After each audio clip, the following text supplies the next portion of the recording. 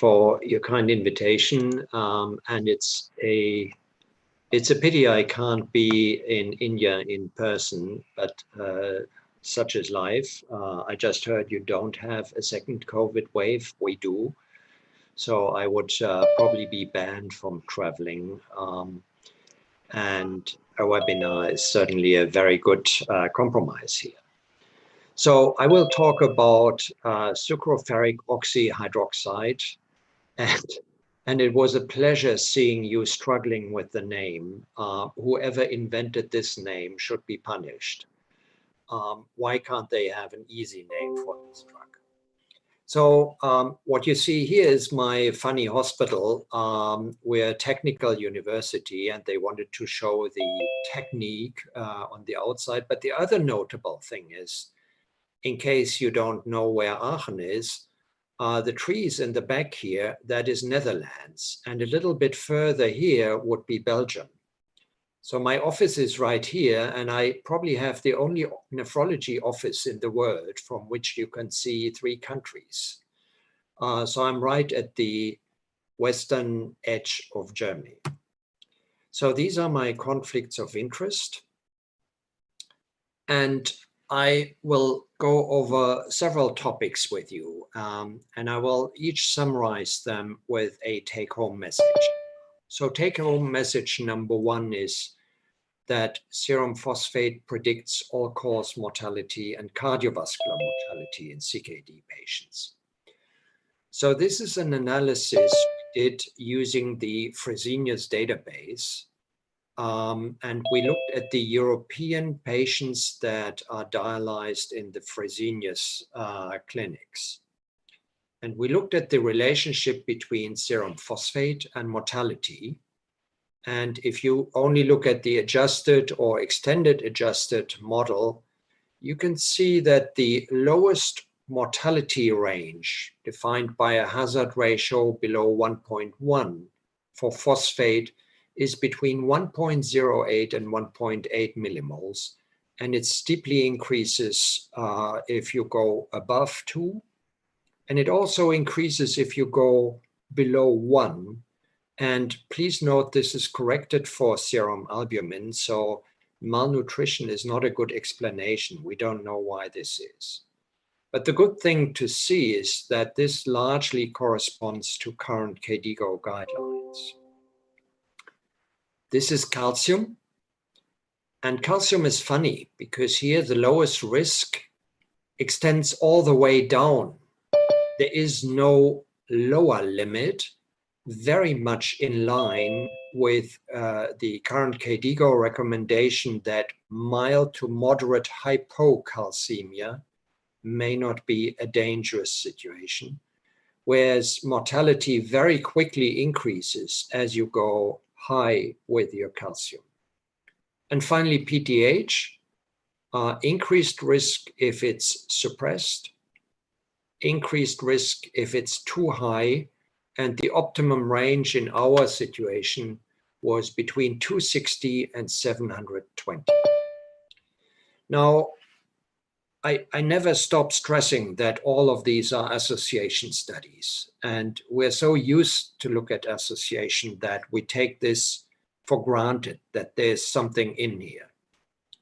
But just to illustrate this, I will go to bed tonight. Most of us will die in bed. So the consequence would be, if you never go to bed, you won't die. Just to illustrate that associations can be totally misleading, and to illustrate that this is simply hypothesis generating. And funny enough, some 60 years after the first dialysis, we don't have formal proof that lowering phosphate is a good thing to do. I think it's important to remind us all of this. So what comes close to this is another analysis we did as part of the COSMOS cohort. The COSMOS cohort is a pan-European cohort where we did something in addition to looking at what is the best range of phosphate correlating with lowest mortality. We looked what would happen if your phosphate then shifts in the next month. And if your baseline phosphate is controlled and in the optimum range with lowest mortality, if it shifts upwards, your mortality increases.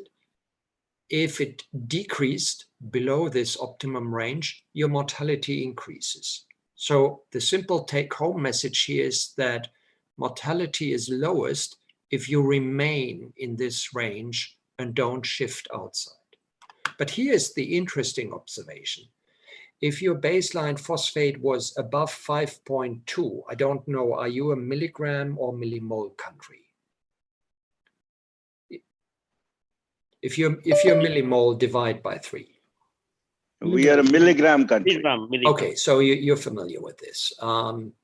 So if you're above 5.2 milligram and you shift down, that is, you go towards this optimum range, your mortality decreases by about 20%.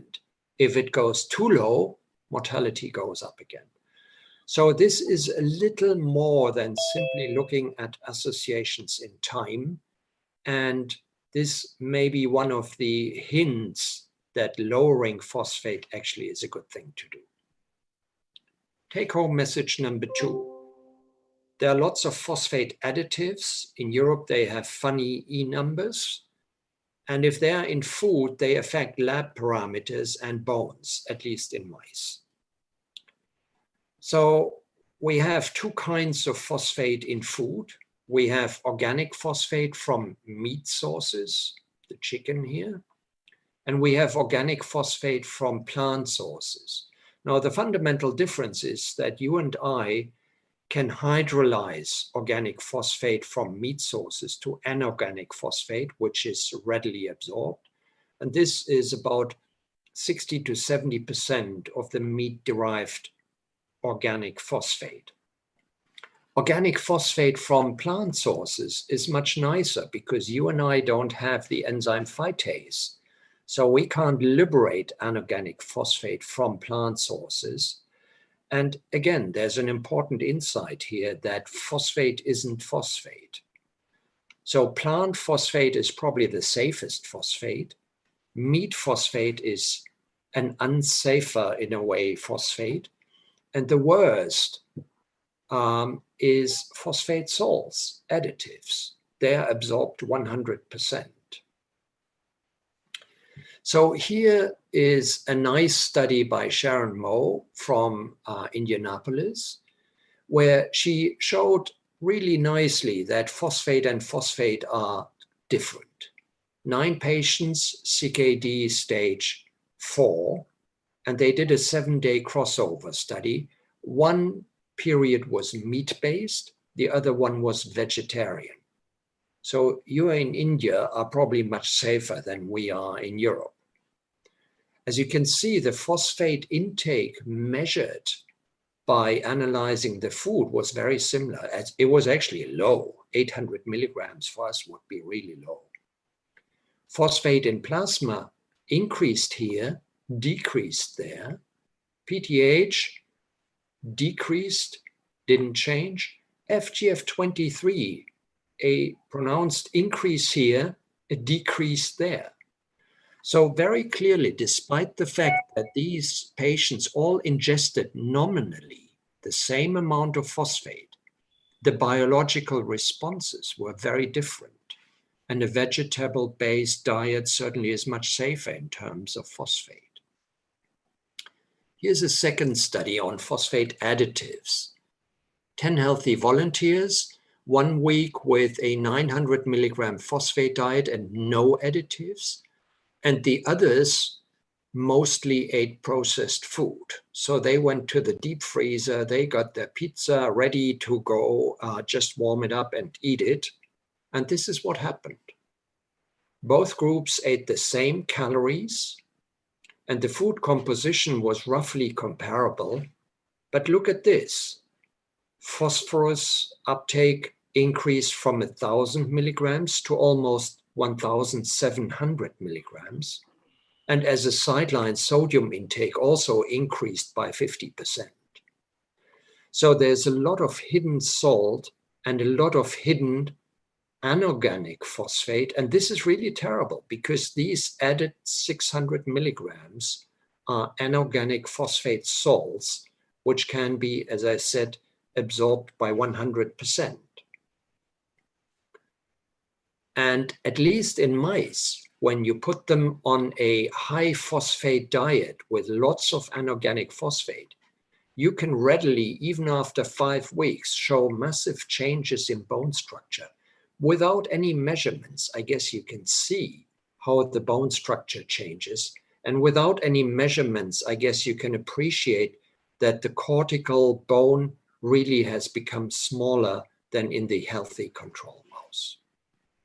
So here's a nice image of the University of Michigan, which I like a lot.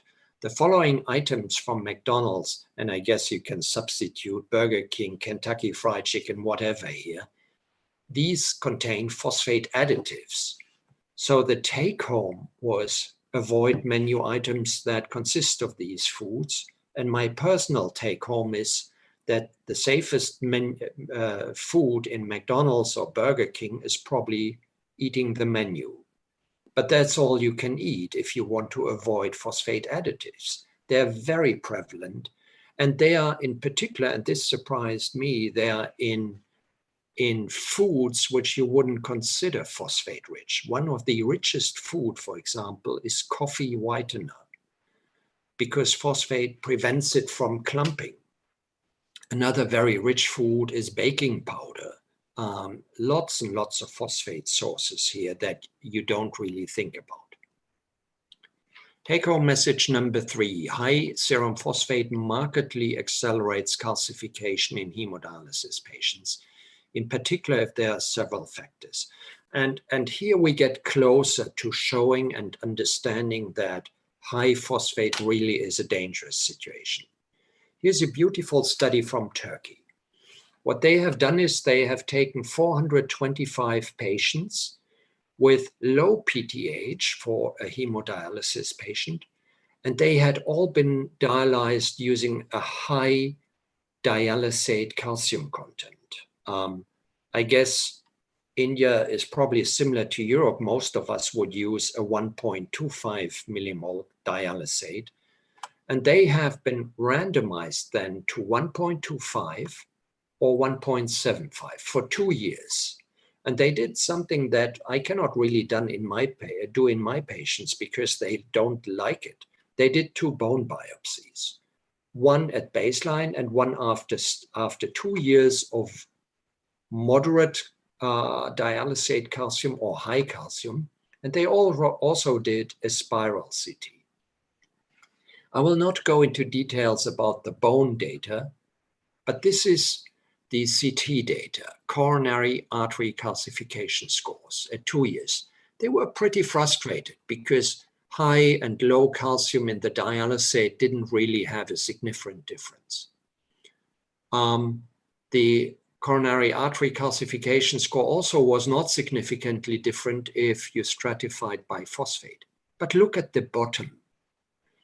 It doesn't matter whether you have high or low calcium if your phosphate is controlled. However, there's only one group that sticks out here. It is the group with a high phosphate and a high calcium loading, simply suggesting that if you combine 2 procalcific factors, you will really, really accelerate calcification. And just to put this in perspective, what has happened here, when you and I manage to get 90 years old, we may have a coronary artery calcification score of 300, 400. That would be 90 years to achieve this. Look at this. These patients do that in 2 years. They add almost 400 score points to their coronary artery calcification simply because they receive calcium loading and simply because their phosphate is not controlled. Take-home message 4. We have many phosphate binders, but many patients don't like them. I think I'm not telling any news to you, and I guess India is no different from Europe. Phosphate binders only have 3 problems. Patients don't like them, don't like them, don't like them. And this is because phosphate binders in our patients make up about 50% of the daily pill burden. A typical dialysis patient has 19 tablets per day, which makes it one of the highest of all chronic illnesses in terms of pill burden. And half of that is typically from the phosphate binder.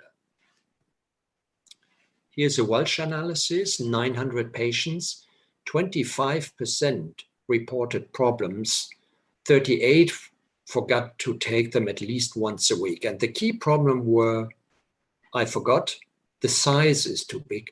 Don't underestimate swallowing problems. There are too many. Don't underestimate chewing problems. I don't like the taste. And I have no idea why they said they're not effective, because patients usually don't feel anything. But you can see that these are very typical problems and that patients really, really have a problem taking phosphate binders. What are the determinants? Well, we looked at our Sucroferric Oxyhydroxide phase 3 trials. And so we compared Sucroferric Oxyhydroxide and sevelamer, and we looked what would happen. How do patients differ if they achieved good phosphate control or bad phosphate control? And you can see here that those with a bad phosphate control were younger. They had a higher baseline phosphate. And they also had no concomitant vitamin D use in the controlled group. Take-home message number 5. KDIGO now provides a stronger statement against calcium-containing phosphate binders. What you can see here is my attempt to summarize today's phosphate binders, what we have on the market. And I've very roughly grouped them as a good thing to have, which is green. I hope none of you is colorblind. Or where we have concerns. So they're all effective. Otherwise, they wouldn't have received a license as a phosphate binder. Pill burden was actually good with aluminum. Those of you who still remember the aluminum days, these were smallish pills and they were quite effective. Pill burden is high with calcium, sevelamer, calcium, magnesium, and I don't know whether you have it. It's off the market in Europe because Mitsubishi never pursued licensing them. Cholesterol is like sevelamer. Pleiotropic effects, none with aluminum and calcium. Several with sevelamer. It's a polymer. It absorbs a lot of things. So what we heard initially was it's a good thing because it lowers cholesterol. It's a good thing because it lowers uric acid. What we've learned recently only, and this is why there's a red shade here, it also lowers vitamin D, it lowers vitamin K, and it lowers thyroxine.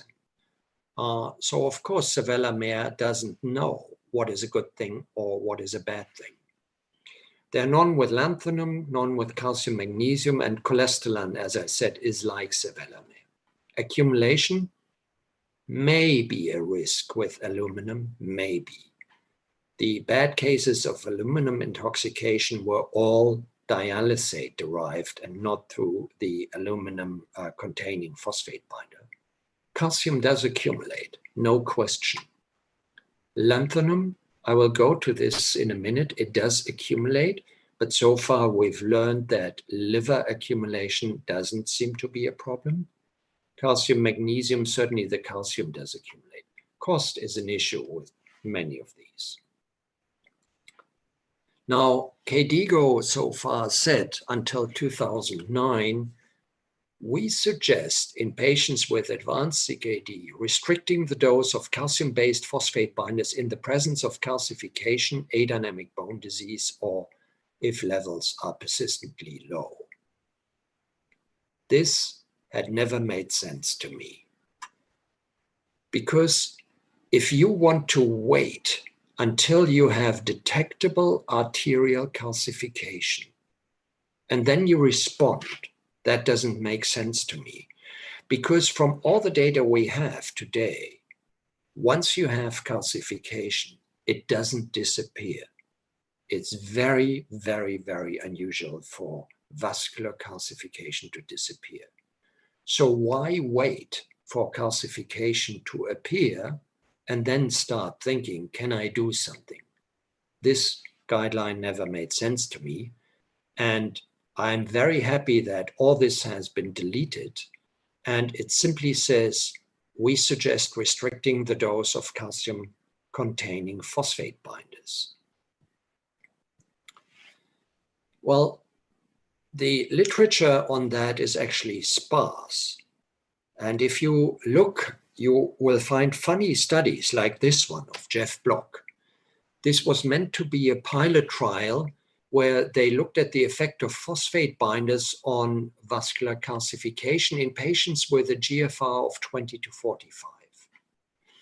And the unexpected observation was that compared to placebo, no matter where they looked, there was more calcification after only just 9 months than in the patients receiving placebo. And they conclude in their abstract that phosphate binders may promote progression of vascular calcification and that the safety remains uncertain. And they speculated that, well, maybe if you take a phosphate binder, your intestinal wall senses low phosphate and upregulates phosphate transporters, and this is why you offset the effect of the phosphate binder. Well, this is a theoretical possibility. But as with your insurance contract, the same is true here. You have to go to the fine print to really understand what is going on. And when you look at the fine print, or in this case, the appendix, you find this graph. What they had done is they have lumped together 3 different phosphate binders, lanthanum, sevelamer, calcium acetate, and simply just called it phosphate binders.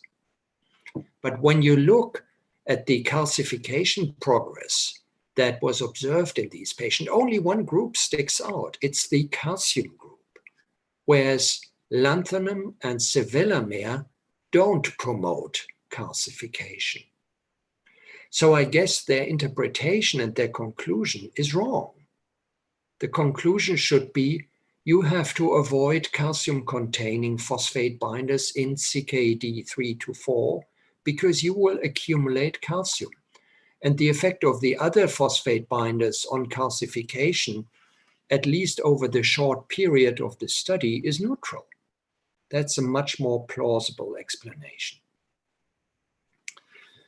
And then we have to go to meta-analysis. And of course, historically, we have the most data for sevelamer and calcium acetate. And you look at mortality, and clearly the meta-analysis say that there is a benefit avoiding calcium. However, please note that 2 of the studies showing a pronounced benefit are from the same dialysis center in Italy, whereas the large study of Jeff Block is questionable, which I just showed to you. And the really large study, the DECOR study, as you may remember, is negative. So the evidence base is not very solid. It certainly shows that it doesn't harm to avoid calcium. Whether there truly is a benefit, I'm a little less certain. Here's calcium carbonate. And Japanese patients, in Japan, they had switched to calcium carbonate big time. And they noted that the survival seemed to be much better if you receive lanthanum as opposed to the non-lanthanum group if you had high phosphate at baseline. So this would, again, speak pro-calcium-free phosphate binder. However, unfortunately, there's also the landmark trial, which was presented at the ASN Congress 2019, to my knowledge, is not yet published. And here again, in a large study of hemodialysis patients, there was no difference between lanthanum and calcium in terms of cardiovascular events. However, this is Japan. I don't know what your target range is. Ours is the KDIGO target range for PTH. Japan has a totally different, much lower PTH target range. So you really have to stress that Japan may not be similar to the rest of the world. What we have learned recently or over the last years is that there are new side effects. They are not particularly prominent, but it's important to realize that sevelamer can induce gastrointestinal lesions. 19 cases, mostly deposits in the GI mucosa. GI bleeding seemed to be the most common symptoms, followed by erosions and ulcera.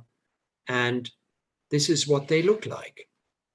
And I guess your gastroenterology friends have to know about this, that such nodules may be, when you look at them histologically, may be pure sevelamer. So far, this doesn't seem to be a very common lesion, but it's certainly good to make your colleagues aware of this. The same is true for lanthanum. Lanthanum can induce pronounced submucosal depositions or this patchy pattern, and you can find the lanthanum all over in the submucosa in several patients. Again, something where we are uncertain in terms of clinical relevance, but certainly make your colleagues in gastroenterology aware of this. In discussing the choice of a phosphate binder, this is something we forget repeatedly, and this is something I totally miss in the guidelines, and that is life expectancy. My typical patient is 70 to 74 years old, and this patient will have an average life expectancy on dialysis of 2 years. In that patient, I honestly don't care about the phosphate binder. I care about quality of life, I care about my patient eating, and I care about avoiding excessive phosphate levels that would lead to subcutaneous calcifications. The situation is totally different in the 20-year-old dialysis patient. In that patient, I would do everything to avoid calcium loading. I'm not certain I want lanthanum loading in this patient, and I would certainly be much more strict and engaged in this patient to control phosphate. And I really miss this in the KDIGO guidelines, that there should be an age or patient stratification as to how you treat them. Take-home message number 6. We have new iron-containing phosphate binders that increase our therapeutic options. So here's ferric citrate. Ferric citrate is effective. It binds phosphate very well. The pill burden is high. You need 10 to 12 pills in a dialysis patient to control phosphate. There are no pleiotropic effects. And there's accumulation because you take up the iron, and that may be a good thing. But as I will show you in a minute, it could also be a bad thing. So here's the licensing study of ferric citrate, where it was just as good as sevelamer or calcium acetate. And here is ferritin. The blue is the control group. And you can readily see that with ferric citrate, the ferritin increased in the dialysis patients. This is a US-based study where they push a lot of IV iron. So their ferritin levels on average are very high, much higher than mine. But what I wanted to point out here is that even though there's no formal upper limit, I would get nervous if my patient is 2000 or higher. All of the patients who are above 2000 are those on ferric citrate. And this is, to me, is unusual, because until very recently, I would have taught my students that in dialysis or advanced CKD, there's a resorption block for iron in the gastrointestinum. But here, this is clearly not apparent. You can induce iron overload from oral iron. And the old-timers amongst us will know that this probably relates to the citrate component, because we used to learn that you should never give aluminum together with citrate. It opens up gap junctions in the intestinal mucosa, and you can much easier take up metal ions, including quite apparently the iron from ferric citrate. And this is why the accompanying editorial in the phase 3 trial had the slogan, "Is it too much of a good thing?" So in theory, it's a good thing to absorb some iron, but you really have to watch out, and there's actually a black box warning in the US that you have to monitor ferritin levels with ferric citrate. And then comes Sucroferric Oxyhydroxide. If you can say that 10 times in a row, very fast, you're a hero. It took me a long time to pronounce it well. It's an effective phosphate binder. It has the huge advantage that it has a very low pill burden, no pleiotropic effects. You have some iron uptake, but it's so far never been observed that you can induce iron overload. And cost is a little uncertain here. And I would hope that you produce it at a much lower cost than ours. So sucroferric oxyhydroxide is an unusual molecule, because here the iron is embedded in a huge matrix made of starch, sucrose, and water. And I hear a dog barking. I don't know what you hear, but somebody has his microphone on. So it's important to keep in mind that this is totally different from a simple component like ferric citrate, and that it's in a way a very soft thing to have. Sucroferric oxyhydroxide has the advantage that it works at every pH. The phosphate binding capacity is just as good at a pH of 2, but very importantly, many of our patients are on chronic proton pump inhibitors. It also binds nicely at a pH of 7. And then one day, I decided to make a little experiment with my youngest boy. And what we did is we took a pill of lanthanum and we took a pill of sucroferric oxyhydroxide, and we simply put it in water. We waited for 10 minutes, and this is what happened. Well, it doesn't look nice, but what you can clearly see is that the sucroferric oxyhydroxide disintegrates the moment you add water to it. You don't even have to chew it. I took one pill myself. The moment it's in your mouth, it disintegrates. The lanthanum doesn't do anything. In fact, my wife got a little mad at me because we let it sit on the shelf for another 3 days. And this pill was still there. The whole fluid was muddy brown, but the lanthanum still hadn't resolved. And we all know this. Patients really have to chew the lanthanum to make it work. And we all know that our radiologist can immediately tell us whether the lanthanum was taken by the patient because you can see it on an X-ray. Sucroferric oxyhydroxide will never show up on an X-ray because it dissolves immediately. This is the phase 3 trial that we have done after a washout period. Phosphorus nicely came down with sevelamer and nicely came down with the sucroferric oxyhydroxide. And this is ferritin.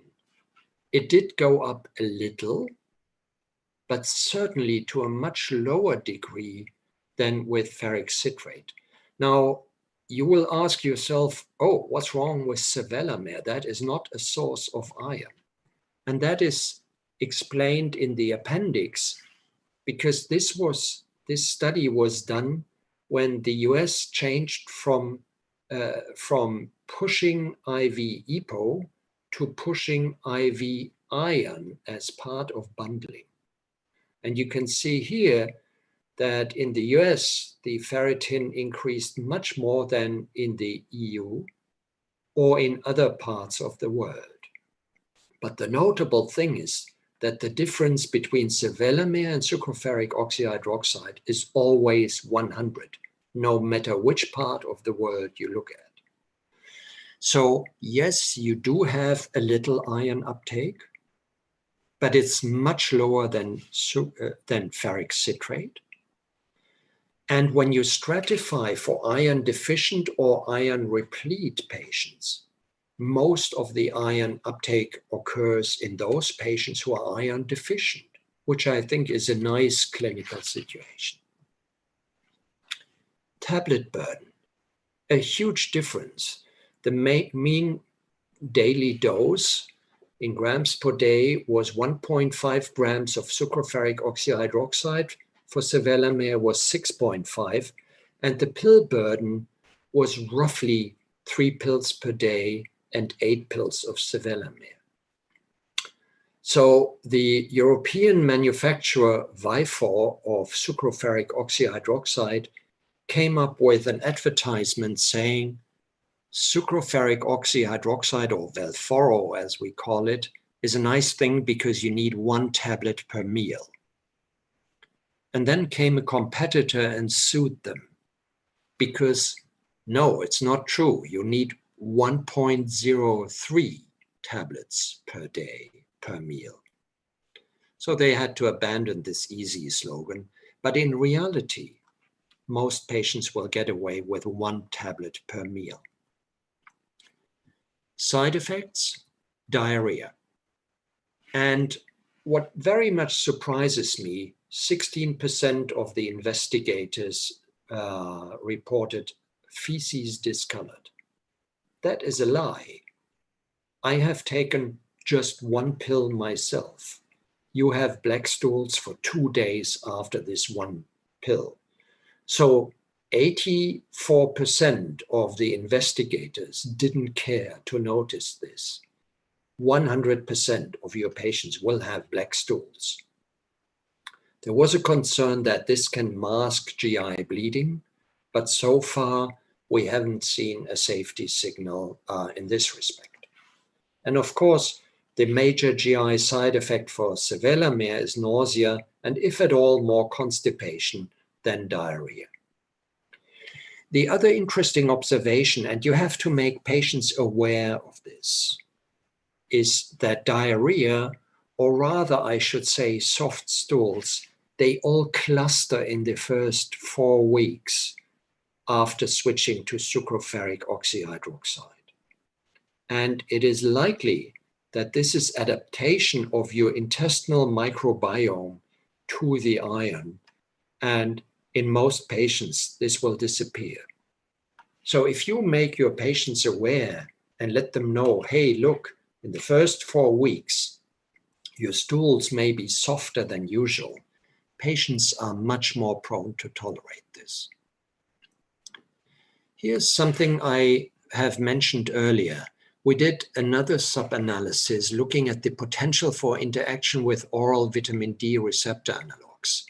And what you can see nicely here is that if you were on IV paricalcitol, the change in PTH was very similar with both phosphate binders. Blue is sucroferric oxyhydroxide and red is sevelamer. There was essentially no change in PTH. If you took oral vitamin D receptor analogs, calcitriol 1-alpha, your PTH increased with sevelamer and didn't change with sucroferric oxyhydroxide, suggesting that the sevelamer bound some of the calcitriol and some of the 1-alpha as opposed to the sucroferric oxyhydroxide. Here's the 1-year follow-up. Just as a safety and efficacy signal, no change between half a year and 1 year of taking the drug, phosphate control is markedly better than at baseline. And it's probably the only phosphate binder which has formally been tested in peritoneal dialysis patients. We had about 100 peritoneal dialysis patients, and surprise, surprise, it works just as well as in hemodialysis patients. Here's real world. So distribution of patients across phosphate categories after switching from sevelamer to Velphoro. So here's the switch, and these would be patients with severe hyperphosphatemia, modest hyperphosphatemia, some hyperphosphatemia, and you can clearly see how this fraction of patients improves with Sucroferric Oxyhydroxide. So let me summarize. What did I say? Well, first of all, I told you that phosphate control is likely beneficial. The source matters. Remember the phosphate additives. And we've learned that high phosphate accelerates calcification, in particular if there's also a calcium source. Phosphate binders, pill burden is the key problem.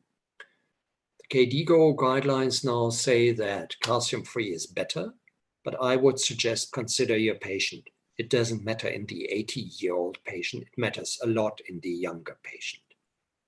Ferric citrate, effective phosphate binding, significant ion uptake with the possibility of overload and high pill burden.